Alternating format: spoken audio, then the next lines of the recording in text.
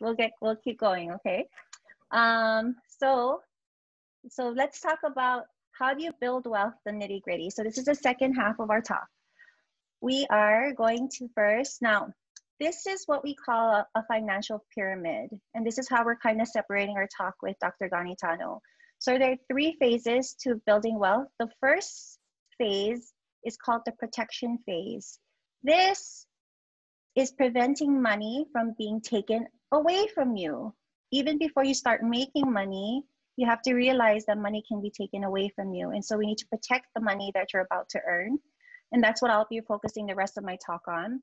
And then the second phase is called wealth accumulation. So it's all the different ways that we were talking about how you can start earning passive income. And so that will be Dr. Ganitano's talk next week, which I am looking very forward to. And then once you start really building a good substantial amount of wealth, then the third phase is wealth distribution. It's all about giving back, right?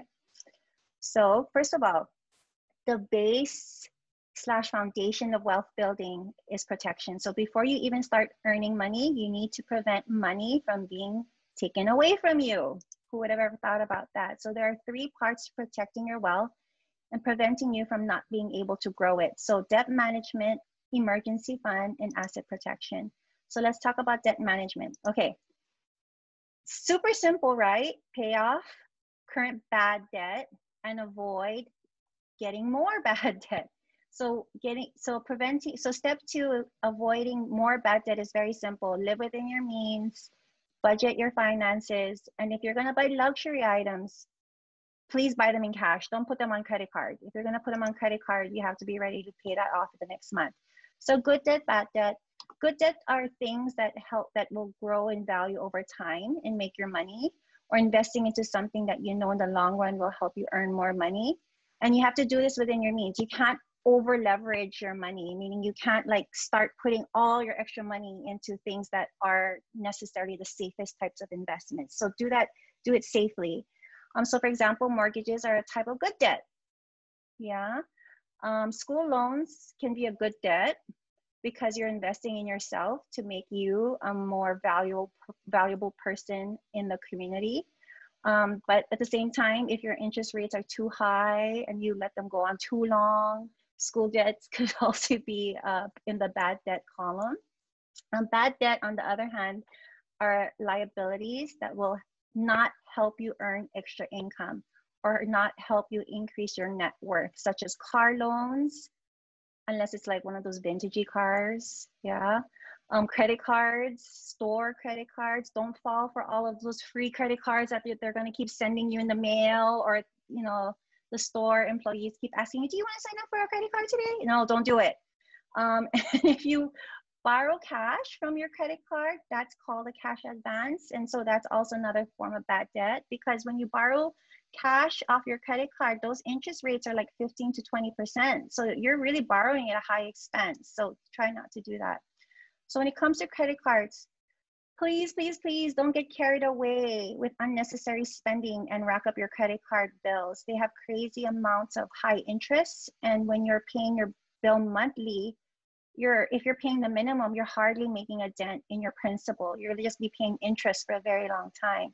So if you have credit cards, the first thing I would suggest that you're doing is tackle them and really paying them down as much as you can. And so there is one exception to that, is if you have a credit card that you just opened and it's 0% interest for like a year or a year and a half, then that's you kind of leveraging your money in a way. So that's one way, that's one time I'll allow you to have credit card balance and carry it over.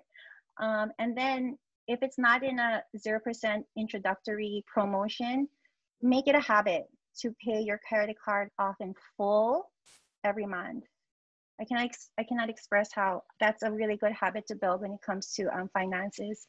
And if you want to put something on your credit card and you know that you won't be able to pay that credit card off in full next month, then you cannot afford it unless it's something necessary, like absolutely necessary. And a Gucci wallet is not absolutely necessary, okay? So please, please don't put things on your credit card if you can't afford it. If it's a luxury item, save up and pay for those things in cash. Again, Credit cards is an example of how the bank is leveraging their money to make money off of you. I want you to flip it. I love my credit card. Okay, I am totally pro credit card as long as you pay off in full every month and let that credit card work for you. So what does that mean? So for example, our credit card that we use, we don't pay interest because we pay it off right away, but yet they give us like lots of miles, right? And so we've been able to fly to Europe, 3 tickets for me, my husband, and my son for free because they give us so much miles. We've been able to stay at hotels for free. So it's me, it's the bank trying to leverage my money, but in essence, what I'm doing is I'm leveraging their money. So you let the credit card work for you. Don't let the credit card make money off of you. Okay. I just checked my. Okay. You can't hear that, right? You didn't hear any of that. You couldn't. No, you couldn't hear? Yes, sorry, I can't hear any. Terry, Doctor, you cannot hear, yeah. Okay. So basically, you can? Yeah, try it again. Okay, so if you can hear it, I mean, this is a TikTok video, it's 40 seconds. We're gonna move on to school debt. I want to apologize in advance that this is probably the best video that I could find that captures the essence of school debt and what it does to you if you don't manage it well. There are F words twice in this video. I tried bleeping it out, but I couldn't. Obviously, I'm not tech savvy, so I didn't know how to bleep it out. But she does say the F word twice. But this is the essence of school loans if you don't get a handle of it. Student loans because I needed to get the information to someone, and what the fuck? I started with $80,000. I have been paying for 10 years. Last year, I paid $6,000 lump sum because that's really the only way to get it low. That took it down to $76,000 after I've been paying for 9 years. The grand total is I have paid $120,000 and I still owe $76,000. How the fuck is this possible? Okay, lady. So this has happened to many doctors. When you go on financial forums and you read about other doctors' stories and they talk about school debt, they'll tell you, you know, I was paying minimum on my school loans for years and all of a sudden I decided to take a look, and how is it that my balance is exactly the same from so many years ago, and yet I've paid so much. So I'm not gonna, it's all about capitalized interest. I'm not gonna talk a lot about school loans. I know a lot of you have school loans out there. Talking about school loans is a talk in itself. It's so big, but I can briefly only talk about it here. So capitalized interest is how it gets you. So capitalized interest occurs when you have unpaid interest that's added up to the principal of your amount of your school loan. So this happens when you have unsubsidized loans in med school. So your interest is working on unsubsidized loans in med school, and when you don't pay any of it off, it gets added to the principal. Then the next year, you have a higher principal, a higher balance, and now you have more interest accruing on a higher balance. And the same thing happens when you're in residency and you decide, I don't want to pay my school loans during residency, I'll just wait for when I'm attending. And so you can either defer or forbear. Forbear is the one where they won't charge you interest. It's because you have to prove that you're disabled or you got enlisted to be an active military. So there's got to be a reason why you can't pay your school loans. Versus defer is more like, I just don't want to pay while I'm in residency. But if you're going to defer, they're going to charge you interest, okay? So again, when interest accrues and capitalizes on your school loans during residency, you're going to have a higher principal balance than when you come out. Okay, in medical school, please don't stress about your school loans. They are very much a necessary part to get to where you want to be. I know there's a lot of anxiety that's built around how you plan to build or pay off your school loans in the future. But as long as you develop a plan and you budget accordingly, and you live within your means when you get out, you're going to be able to pay it off in a few years. You really can. So as long as you have a plan, the anxiety should be able to come down a little bit. So in preparing for this talk, I actually asked a bunch of doctors, like, what's their advice when it comes to school loans? And so this is their top 4 advice. Do not forbear or defer your school loans in residency as much as possible. If you have your budget and there is a little bit of money left over that you can carve off for helping build your net worth, and like we said, part of building net worth is paying down your liabilities, right? So if you can put some of that money into paying down your school loans in residency, that's a great idea. Look into something called income-based repayments, where Sally Mae, Navient, whoever you're borrowing your money from, they'll look at your income in residency and adjust your payment based on your income, and so it's lower, so you can pay every month and not defer, forbear, so you're paying a little bit. There's this program called Public Service Loan Forgiveness. Not all of us gonna qualify for it, but essentially, if you work for a FQHC, a federally qualified health center for 10 years, the government will pay off your loan after 10 years. It's a hit miss program. A lot of doctors have tried going for it, but eventually fell out because a lot of the paperwork along the way is very difficult. It's hard to get in touch with the government to make sure you're still on track, but something to think about. But essentially, create a financial plan. Like, don't, like the lady in the video, don't let your school loans just be like another credit card where you're just going to pay it minimally every month, right? Like, really have a plan of how you're going to tackle it. You can be aggressive or you can take your time, but at least set a goal of how long you want to take for you to pay down your school loans. Now, there's general rules. Aggressively pay down your school loans unless someone else is going to be paying it off for you. So there are some jobs out there that when you become attending, they say, hey, sign up with us, work with us for 3 years, for 5 years, and as long as you're with us for that long, we'll pay off your school loans, right? And if that's your setup, go for it. Go broke. I mean, don't take your time paying off your school loans if someone else is going to pay it for you, okay? Another concept is if you're lucky enough that if your school loan interest rate is super low, like 1%, 2%, if my school loans were 1%, 2%, I wouldn't be in a rush to pay it off either. I would let that sit for a while because I could take that extra money that I'm using to pay that loan faster. I could instead take that money and invest it in other places where the rate of return is higher than 1 or 2%.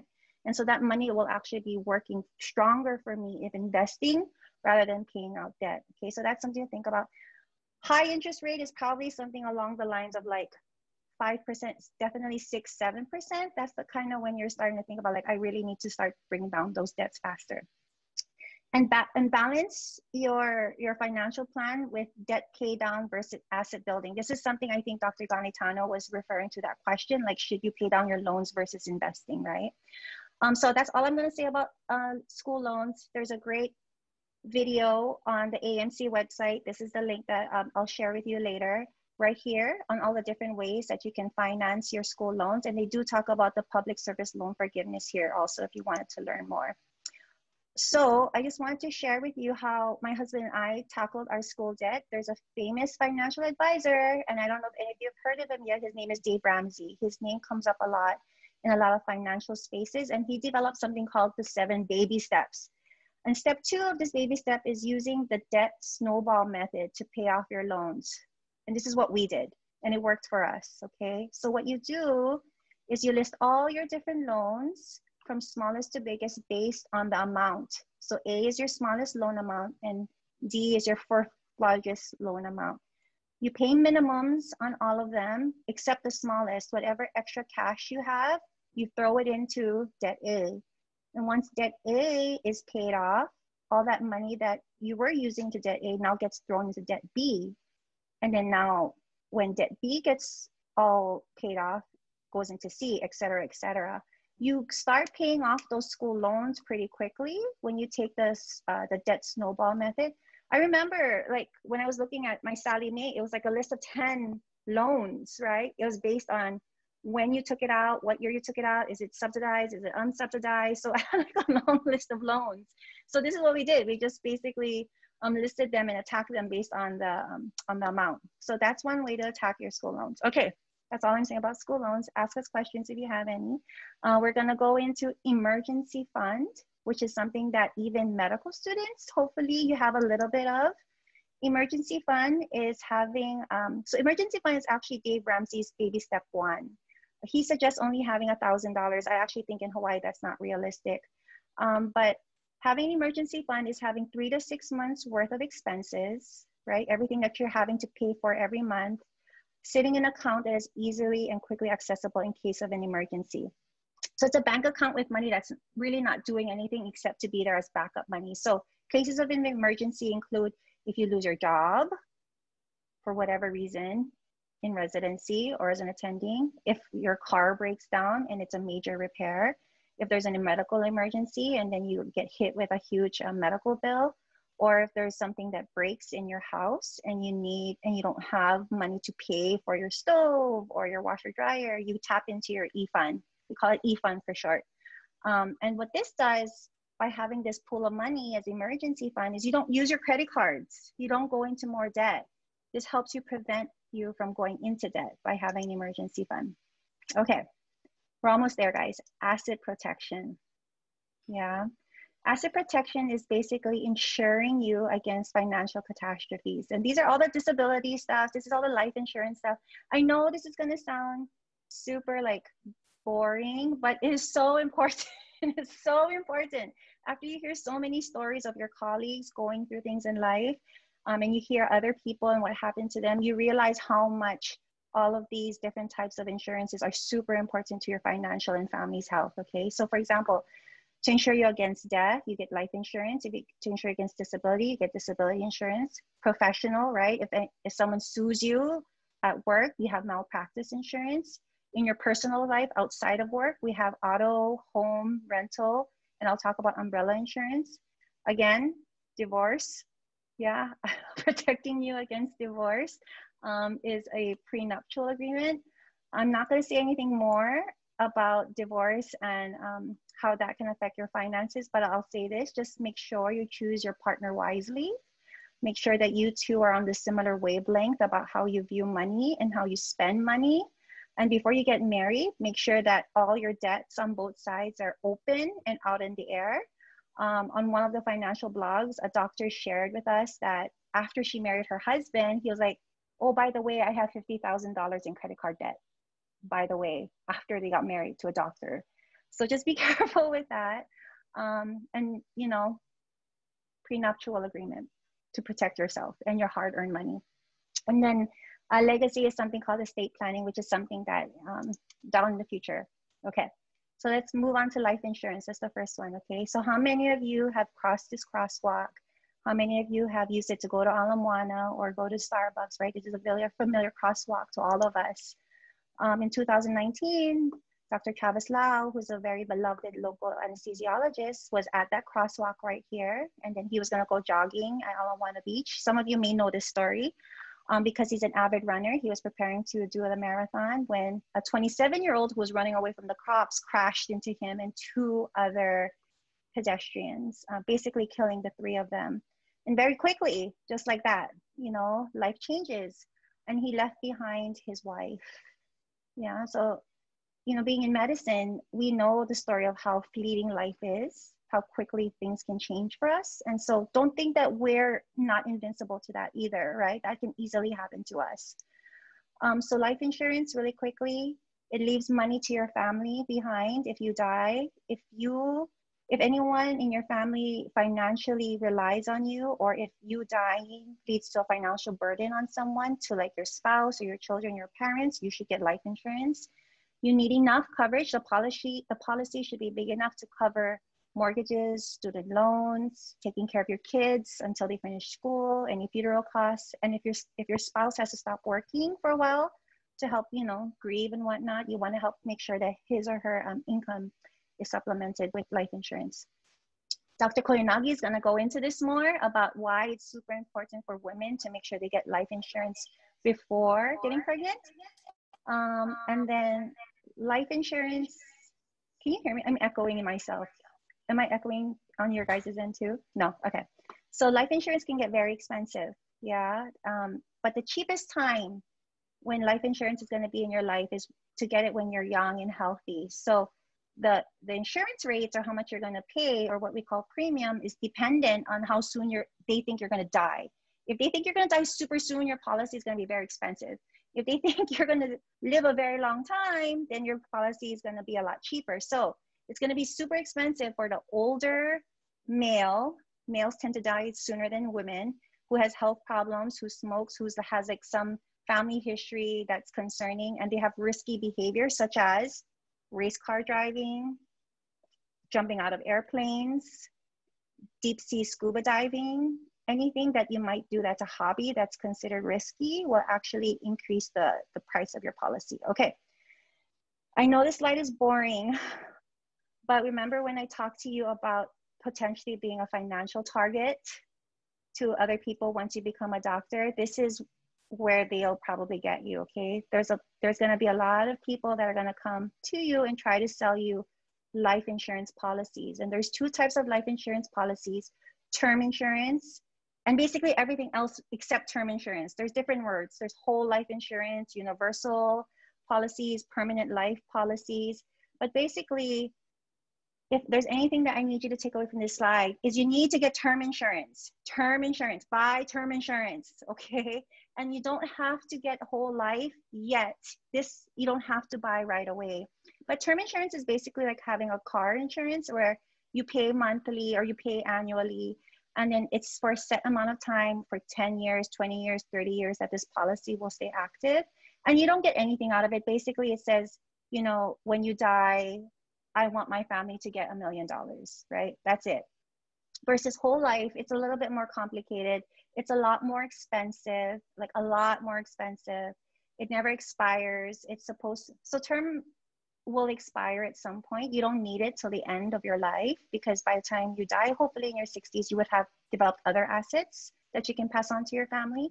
But with whole life insurance, that's going to follow you till you die. You can actually take out money from your whole life policy if you need to borrow money from it. And then it's also an investment. You can actually put money in it. It'll actually grow on its own in value, which is different from term. There's no investment component to that.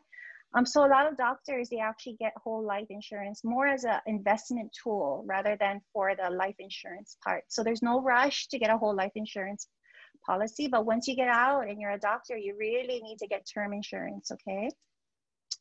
Okay, we're shifting. Enough of me. We're going to go to Dr. Terry Koyanagi, who's going to share with us disability insurance. Okay, all yours, Dr. Koyanagi.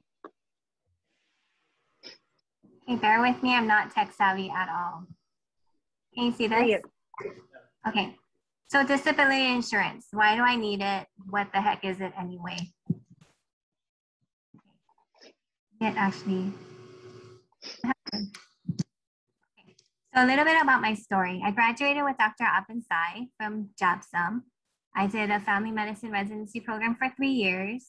And then I followed it with a geriatric fellowship with the UH Geriatric Fellowship Program. At the tail end of my fellowship, I had my son when I developed rectal bleeding from hemorrhoids. And then I started my first attending job as a nursing home specialist, also known as a SNFist. And I continued to have hemorrhoids and rectal bleeding. And eventually I started to lose weight, get more tired. I started becoming constipated, and finally the red flag was spitting up the stools. At the time, I also was pregnant with my daughter. So at 23 weeks gestation, I finally found somebody to scope me, and I woke up to the words that I had cancer. So weeks of staging showed that I had stage 4 cancer. And after barely 2 years of being an attending, I had to quit. But thankfully, I had short-term disability provided by my employers. I had sick leave saved up, maternity leave, and then also had the FMLA Act. So why are you guys so lucky? You guys are lucky because Dr. Abinsay and Dr. Danitano are here to teach you the path to financial health. As physicians, we barely take care of our own health, and most, if not all of us, have not really even considered our own financial health. And then as MS4s, we got a little bit of business of medicine and just a smidge of disability insurance by a financial planner. Thankfully, I took out a small first-year resident policy with him. And then as a third-year resident, again, practice management was more important, and just a sprinkling of make sure you get disability insurance, but we never really learned what it was or why it was so important. So why is this so important? So first off, before I start talking about disability insurance, you need to make sure that you have medical insurance for your own health. So don't pass go until you have this insurance. And the reason why is, for example, one chemo session for me is $55,000. But after my deductible, I only pay $15. And my liver resection was $250,000 and I paid $25. So imagine if I didn't have any insurance, I would be screwed. So I know the suspense is killing you. Let's get started on disability insurance. So why do you need it? It's investing in yourself and ensuring yours and your dependents' financial health and stability. Why? As Dr. Abinsay said, you spent years and years of time and sacrifice and hundreds of thousands of dollars to become a physician. Your biggest asset and also your biggest liability is going to be your health. So let me reiterate, you are not invincible. So anything can happen and you just never know when. So you could be in a car accident, you could break your bones and you're no longer able to do procedures. Surfing wipe out, you break your spinal cord and you can't walk. You walk along the street, you get hit by a car, or like me, you get diagnosed with stage 4 cancer while you're pregnant at 36. You just never know. So we talked about health insurance and why it's so important. And so now we're going to go on to disability insurance. So first and foremost, you need to get it while you're young and healthy. And the reason is the premiums are going to be much lower when you're young and healthy. The more time you let lapse, the older you get, the higher your premiums. Also, the more you let time lapse, it increases your chance of being diagnosed with diabetes, hypertension, hyperlipidemia, or heaven forbid, you get pregnant. And all of those will come at a higher premium. The older you get, and if you don't get disability insurance while you're younger, there's more chance of something happening that makes you disabled, which means you won't get covered or that underlying condition won't be covered. So for example, my husband didn't believe in disability or life insurance until I became disabled. He got his policy at 42 and was found to have diabetes on his evaluation labs. So it went from like an $80 to $100 premium, went up to about $220. So that's why it's super important to get it while you're young and healthy. All right, so we talked about why you need health insurance, why you need to get it while you're young and healthy. So now you're gonna wanna get it from a fiduciary fee-only financial planner or a disability life insurance brokerage firm. So fiduciary financial planner means that they are required to put your best interests first as opposed to trying to pad their pockets. And you want to go with someone who's fee only because they charge specifically for services, kind of like fee for service. So if you're looking for disability insurance, they're just going to charge you for setting up disability insurance. If you're looking for retirement planning, they're just going to charge you for the retirement plan and so on. And then a disability life insurance brokerage firm, they get paid by the insurance company and not by selling you different products that you may not need. All right. Own occupation, specialty specific. This is super important. So own occupation, specialty specific is key. Otherwise, you'll have what's known as any occupation disability insurance. And any occupation means that if you're no longer able to function in the capacity of a physician, but you can work as a secretary or anything else, you're going to be required to do any job. Okay. Now, own occupation, specialty specific. This is what you want to make sure your policy has. It means that it's specific for your occupation and your specialty.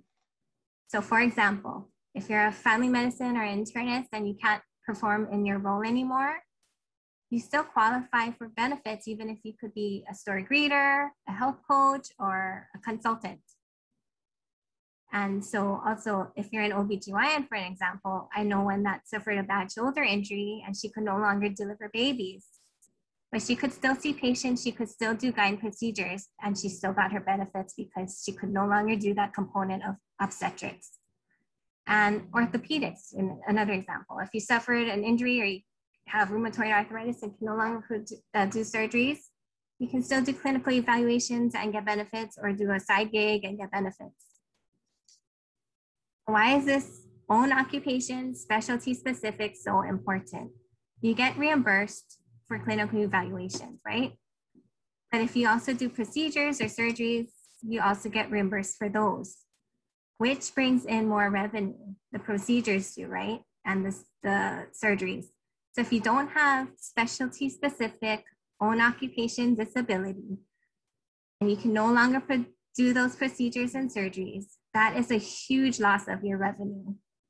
And remember, if you're disabled, you still have mortgages and rents to pay, utilities, incidentals, anything, and whatever those dependent on you need. And student loans, you're gonna still have to pay those unless some federally funded subsidized ones will let you waive it for a little bit.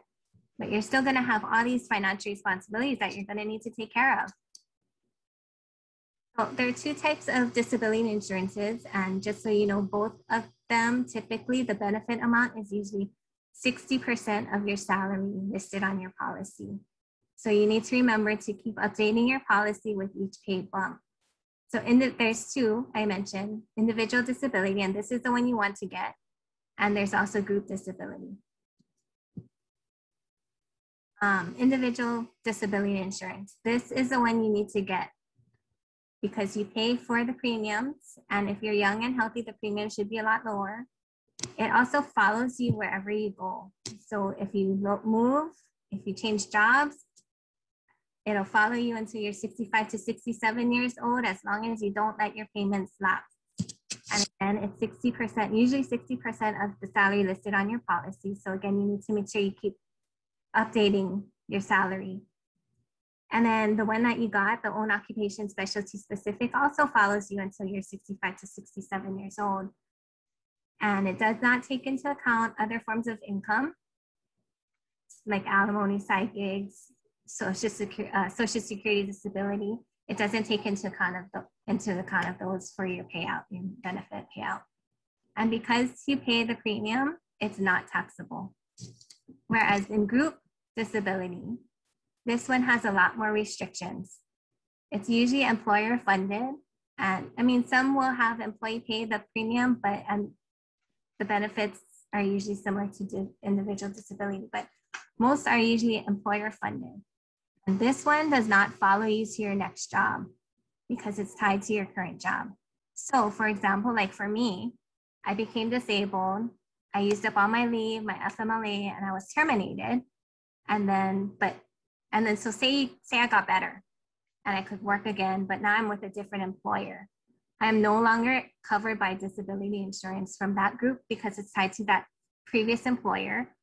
And I'm no longer going to be eligible for any other disability policies, group or individual, because I already have this pre-existing condition. And the only way to qualify for a disability after you have a previously pre-existing condition is that you need to be stable and not requiring follow-ups or treatments for at least 2 to 5 years. And a lot of times that doesn't really happen, right? Also taxable. So since you're not paying the premiums, you're actually getting, so meaning your 60% of what you're getting is actually taxed between 25 to 30 something percent, right?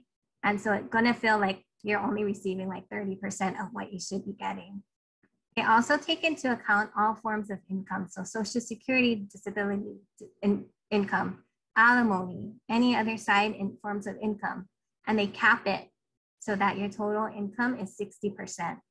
So that means, and of note, if you're paying for an individual policy, which you should already have gotten, they don't take into account of that.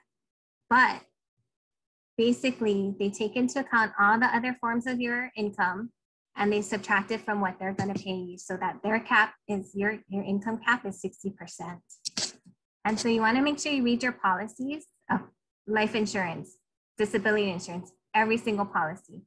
If you have a primarily physician group disability, it most likely will have own occupation specialty specific for 2 years, and then it'll convert automatically to any occupation. So if you can't work as a physician, but you can do something else, you're not gonna receive benefits and you're gonna end up having to do that something else. And then of note, so you want to primarily have your individual disability policy being your primary policy. And it's okay to supplement with this group disability insurance, especially if it's free from paid for by your employer. But just make sure you get individual, specialty specific, occupation specific disability insurance. So what did we learn? So number one, you need to make sure you have your own health insurance. And so disability insurance, who you want to get it, it's going to be for you and when you're healthy and young. So that's now, you guys are healthy and young. What you're going to get individual insurance policy that you pay premiums on, because that doesn't have many restrictions. And it's going to be own occupation, specialty specific. And it's okay to supplement with the employer funded group disability if offered. When are you going to get it? As soon as you're employed. And in fact, you can probably start the ball rolling now.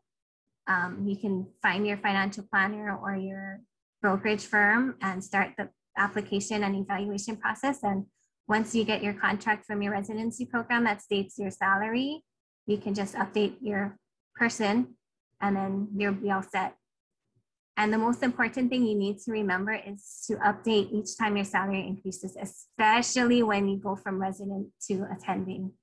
Had I done this, because I wasn't financially savvy, I'm still pretty much not, but my income would be at least 2, maybe even up to 4 times as what it is now.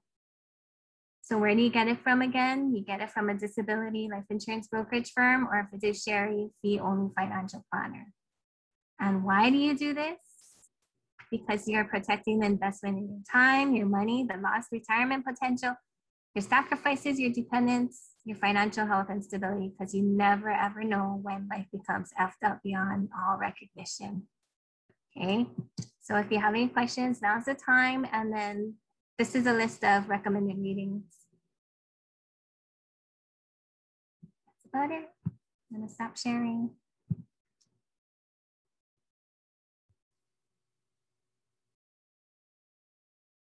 Muted, Hazel. Sorry. So Dr. Kayanagi and I know each other from JABSOM. We were classmates.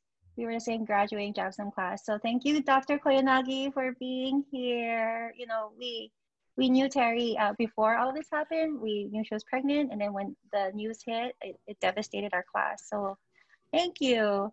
And let me echo the own occupation disability. So when we were getting our disability insurances, when we first came home from residency, our financial advisor was going to give us the regular one, the any one. And then our friend was like, make sure you get own occupation. And we had no idea what it was. And then so we went back and we're like, can we just make sure it's own occupation? And then they're like, oh, okay. And so if we had not known that, we were going to just get the any disability insurance, which is not the right thing to do, especially for my husband, who's a critical care, who's very skill oriented specialty, right? Okay, so we're almost there, guys. Thank you, Dr. Koyanagi. We are getting there. We're almost done. We're getting there. Okay, it's 7:23. I know I was gonna do this by 7:30. So the last type of insurance that I want you all to know is called umbrella insurance. It's a supplement to all the different other insurances that you have in place, including your auto and homeowners insurance. It kicks in when the liability coverage for those policies have been exhausted. So who should get it? If you have a lot of money and you have a lot to lose, you should definitely get umbrella insurance. If you own a business and you're building your own business and people can sue your business, you should get business umbrella insurance. And for your personal life, okay, situations where, like, if you have a party, a birthday party and with a swimming pool, and God forbid a child drowns and child now has brain damage or dies, those parents can sue you as the owners of the pool. They could sue you for like $1 million, and then no insurance is going to cover that except umbrella insurance, right? Or if you have trampoline and another kid breaks their arm and it's because it's your trampoline and not, you know, the parents is, they can sue you for that. If you have a dog and your dog attacks another person and that person sues you for medical bills, they can't work, so they sue you for loss of wages. That's another way umbrella insurance can cover you. Or if like your car accidents, right? Those are the big ones. So it's super cheap. There's no reason why us as physicians can't afford liability umbrella insurance. For $1 million in coverage, it's only going to cost you about $150 to $300 per year. Okay, so for example, if you get into a car accident and the judge says it's your fault and you owe $800,000, and your car insurance says you will only cover you for $250 of injury of bodily coverage or whatever, then you're on the hook. You have to pay $500,000 to the person that's suing you out of your own money. But if you have umbrella insurance where you only paid $150 to $300 a year, the umbrella insurance will kick in and pay that $500,000 for you. So umbrella insurance is very valuable. Okay, so a lot of us are going to be residents here in Hawaii. I just want to show you what benefits you're going to be getting from being a resident here. So if you're going to stay here in Hawaii, all of this is on the website for the Hawaii residency program. So this is very public knowledge. If you're going into another residency program, I encourage you to look at their website to see what their benefits are, to make sure that you, as a new physician, know what you're going to be covered for. So for example, for PGY1s coming in, they're going to earn $61,000. But you're not going to get the $61,000, of course. You're going to have to pay your taxes in federal, state, and something called FICA. And so you're only going to take home $46,000. And so your check per month at the most is going to be about $3,800 as a PGY1 in Hawaii practicing medicine. And so what does the Hawaii residency program provide you folks? They provide health insurance. I think you have to pay for it, and they don't pay it for you, because it says here, premiums are paid with pre-tax deduction. So I think you pay for it and then you get to get the tax write-up. I'm not sure. They do cover you with term life insurance, and that policy, if you die, is $50,000. That's going to be paid out to your family. And they do pay for disability insurance, right? So there's short term and then there's long term. And like Dr. Koyanagi said, they'll pay only 60% of your wages. So your paycheck is going to get basically almost cut in half if you get disabled. There's something that you need to be aware of, something called elimination period, which means you need to be disabled for a certain amount of time before your disability is going to kick in. So luckily here in Hawaii, you need to be disabled for at least 7 days, and then your disability kicks in. Yeah. When you get a regular policy outside and not with your residency, and when you become attending, you get extra disability. This elimination period is usually 3 months. So you need to be disabled for 3 months, cover your own finances for 3 months, and then your disability insurance policy is going to start paying you out. So this is why having emergency fund that covers you for 3 to 6 months to take care of things like health bills is very important, okay? And just of note, Hawaii residency program does not give you any retirement funds. So any saving, investing that you're going to do now is all on you. Okay, we're almost there, guys. Budgeting as a resident. All I have to say, it's super simple, right? Know where your money is going, know your ins, know your outs. This is an example of what I do for budgeting every month. So I use Excel. So I put where my money every month, how much is coming in. I categorize all my expenses every month. I force myself to put these numbers in every month so I see how much I'm spending. So how much my mortgage is, how much my credit cards are. This is the one that fluctuates every month, and this is the one that tells me if I'm being really good or really bad. Pensions, right? So investing is automatic for us in our family. We automatically put money into my husband's pension. We automatically pay our son's 529, which is a type of education fund. We automatically go into stocks, into index funds, individual stocks, and my son actually already has his own stock account. We pay taxes every so many months because of where we are in our income.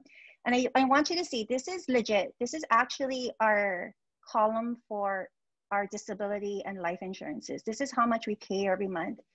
You know, pre-COVID, we had a certain policy when we came home 3 years ago. And when COVID started, like what Dr. Koyanagi is like, holy crap, we make this much more, but if something happens to my husband, who's an ICU doctor, and he gets COVID and he stops working, our disability policies are not enough. So we all of a sudden had to like pick up and get new disability policies. So now we have 2 disability policies for each of us. We pay term insurance. We actually picked up a second term insurance on top of all of this. And then we actually pay a little bit extra to make sure that Mark's pension still gets funded. because you know, saving in time. We talked about it. Okay, so this is how I do my budgeting, and I force myself to look at it every month just to stay up on top of my finances. And by doing this, you become very more mindful of how you're spending your money, and you make smarter decisions. So I do encourage you to do that. Okay, goals. I do believe in creating financial goals for yourself. And if you don't know where to start, white coat investor is like the netter. I don't know, netters of anatomy. As white coat investor is for like finances for doctors. Okay, so Dr. Dolly, who is a ER doctor based on Utah, he is the white coat investor, and he's one of the best resources. And he has created these 10 financial steps that if you don't have any financial goals, I encourage you to make these part of your goals. Have positive momentum, start thinking financially savvy, start making goals for yourself. Celebrate when you pay off your first 100,000 in student debt.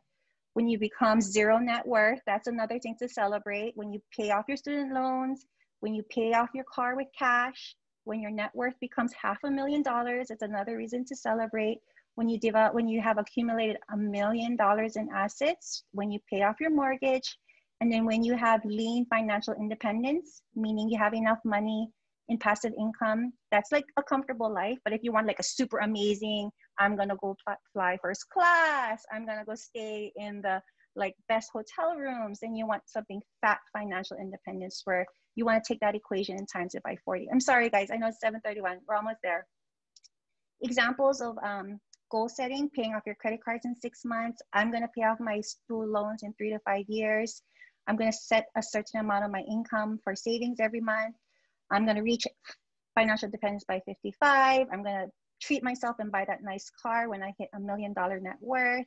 I'm going to save. Part of all of this is saving also, $10,000 for travel every year. And I'm going to start saving for my future home. Okay, so now we're going to start getting to a part where like some people were just asking random questions, and I just wanted to answer it. We're almost there. Should I buy a home during residency? Okay. First of all, if you're going to relocate to somewhere else, please rent for at least a year to make sure that you learn the lay of the land, to figure out that you know what area you want to live in. Okay, so it's worse to get stuck and buy a place and then you realize you don't like the area if you do it too soon. So at least rent for a year. There are such things as physician loans, guys. I wish I had known this when I was a resident. Normally, you would need to put down 20% to buy a property, but as residents or med students, you don't have 20% down. That's a lot of money. But there's physician loans where all you have to do is pay down only 0 to 5%, and then you can get a mortgage. And we do encourage that if you do want to buy property, that if you are going to live there for a while, like 4 or 5 years in that place, then it's a good idea to start looking at buying property. There's this concept of house hacking. If you're gonna move to an area that's low cost of living, try and look into duplexes. Duplexes are where you buy properties that have 2 sides to it, 2 individual units, right? So you can live in one and you can rent out the other one. And that renter can pay down your mortgage. It's amazing, it's so smart. I wish we had thought about this in residency. So house hacking is something to consider.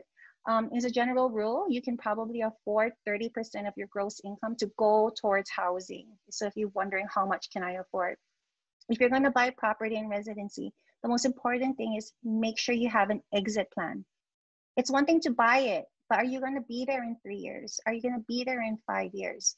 When it's time to move, what's going to happen to that property? If you don't think about this, you might actually lose a lot of money. So how long do you plan to live there? If you're going to sell it, is this house going to be sellable in 3 to 5 years?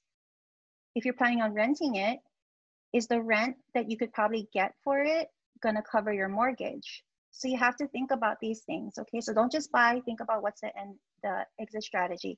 And then when you become a new attending, please don't buy too big right away, live within your means, et cetera, et cetera. Okay, financial advisors, really quickly. A question asked is, how do I get financial advisors? I want you to know that not all financial advisors are equal. This is a touchy subject. Realize that some of them, they're going to try to push buying policies on you. Just know that they do sometimes get commissions off you. So then they might be pushing expensive policies on you for their benefits. So just be wary of that, okay? Dr. Koyanagi talked about fiduciary versus fee-based. We want fiduciary.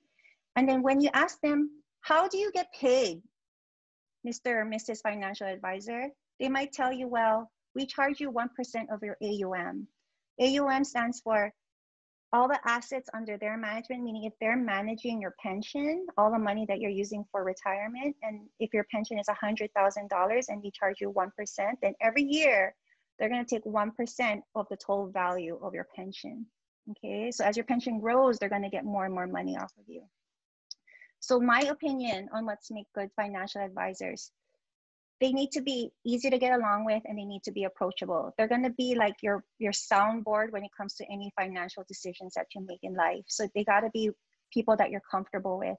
They need to be easy to contact. If you have a financial advisor that says, I can't talk to you, I'm too busy, or they're like dodging your phone calls, that's a big red flag, okay? So watch out for that. They shouldn't be just interested in your money. They should be really interested in all your life goals and what you see yourself living like in 10, 20 years, and how does finances get into that, okay? They should be wanting to help build wealth outside of what they help sell you in other areas like real estate and whatnot, okay? And they shouldn't be shady people. So the best way to find a good financial advisor is to talk to people who use financial advisors who they themselves are financially savvy, and ask who they use. Ask them, what does their financial advisor do for them? Don't be quick to sign up for the first financial advisor that approaches you, and then they can be a very invaluable asset for your wealth building. Dr. Ganitano and I, we do have financial advisors, and we really appreciate them. So if you're going to be transitioning from resident attending, really quick review, continue your life and disability insurances and increase the coverage amounts. Get a new term insurance, get umbrella insurance, max out the pension contributions at your new job.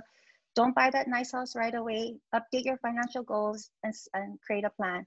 If you can, live like a resident for 2 to 3 years after you get out as an attending.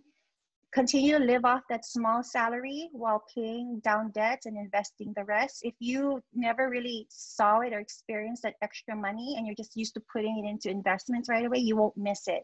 So live like a resident for 2 to 3 years after graduating if possible. So just really quick, my husband and I, fourth year med students, we took out the resident relocation loan for $25,000 at 8%. We didn't use it to resident and relocate. We used it to get married a week after graduating from residency.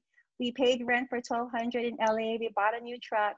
We didn't save at all, but we did pay off loans. We did pay off credit cards. We came out with $156,000. When we came home, so much money, right?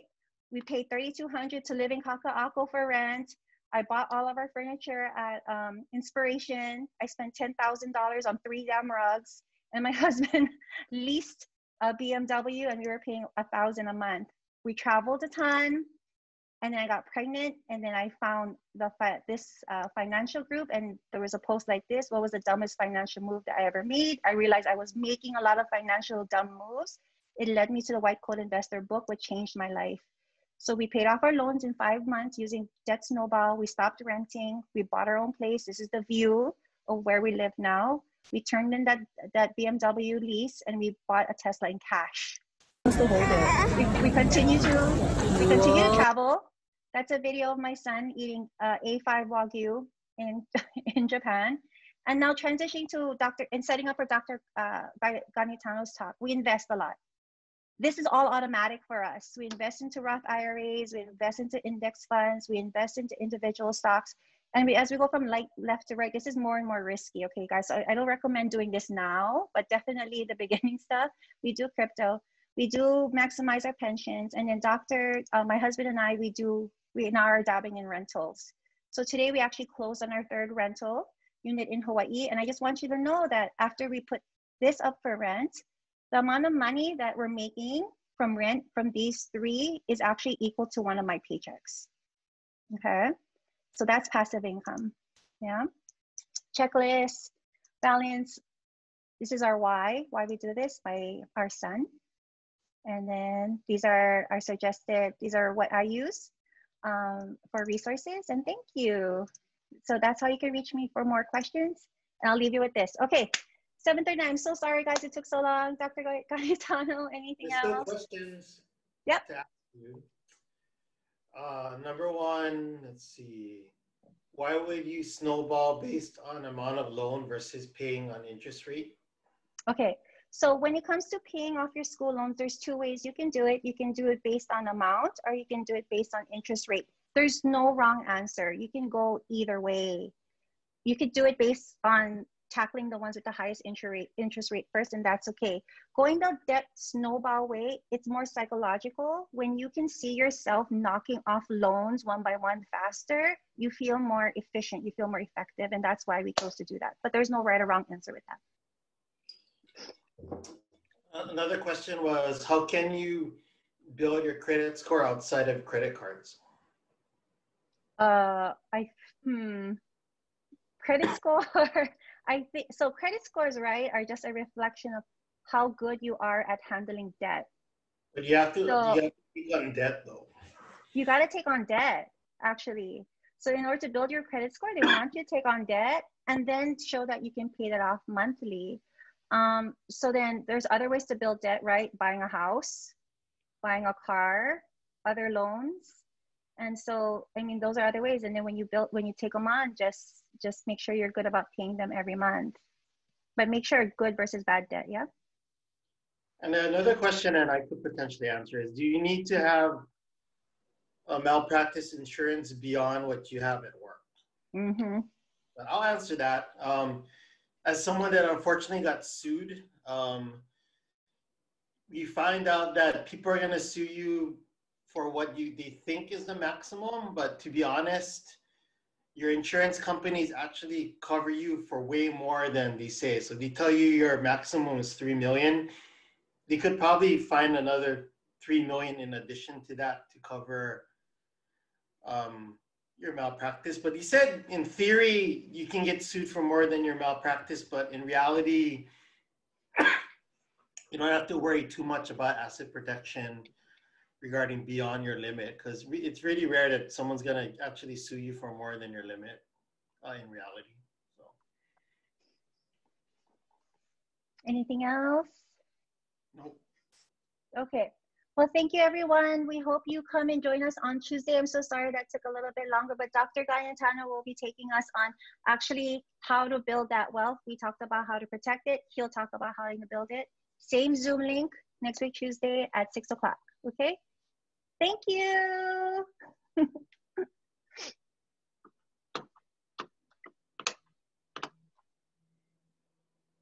Okay, I'm going to stop